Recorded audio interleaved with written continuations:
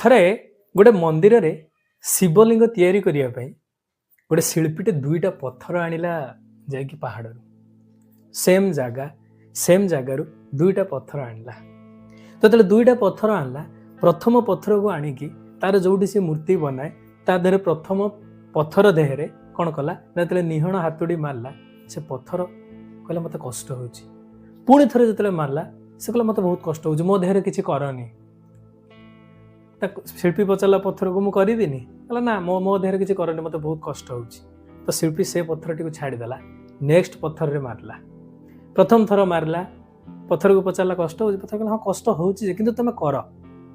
ତ ଏମିତି ହେଇକି ସେ କଷ୍ଟ ସହି ସହି କ'ଣ କଲା ନା ଗୋଟେ ସୁନ୍ଦର ଶିବଲିଙ୍ଗଟି କରିଦେଲା।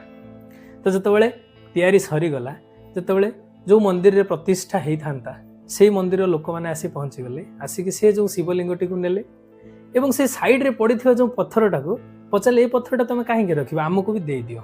ତ ସେମାନେ ସେ ପଥର ୱିଥ୍ ସେ ଶିବଲିଙ୍ଗ ଦୁଇଟା ଯାକ ନେଇଗଲେ। ତ ଯୋଉଠି ଶିବଲିଙ୍ଗ ଆଣିକି ମନ୍ଦିର ଭିତରେ ରହିକି ରୁଦ୍ରାଭିଷେକ କରାଗଲା, ତାପରେ କ୍ଷୀର ଢଳାଗଲା, ମହୁ ଢଳାଗଲା, ଚିନି ଢଳାଗଲା, ଦହି କ୍ଷୀର କ'ଣ ହେଲା। ତ ଯୋଉ ପଥରଟା ଆଣିଥିଲେ ଏକ୍ସଟ୍ରା ତାକୁ କ'ଣ କଲେ ନା ମନ୍ଦିର ଆଗରେ ପକେଇକି ତା ଦେହରେ ନଡ଼ିଆ ବାଡ଼େଇଲେ।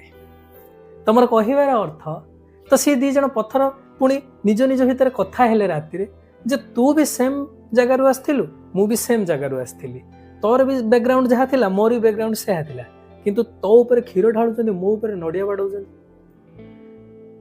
ତ ସେଇଠି ସେ ଶିବ ଯୋଉ ଲିଙ୍ଗ ହେଇଥିଲା ଯୋଉ ପଥର ସେ କହୁଛି, କହିଲେ ଯେତେବେଳେ ତତେ ତିଆରି କରିବା ସମୟ ଥିଲା ସେତେବେଳେ ତୁ କଷ୍ଟ ସହିଲୁନି, ତୁ ସଂଘର୍ଷ ସହିଲୁନି, ସେଥିପାଇଁ ତୋ ଉପରେ ନଡ଼ିଆ ବାଡ଼ଉଛନ୍ତି, ମୋ ଉପରେ କ୍ଷୀର ଢାଳୁଛନ୍ତି।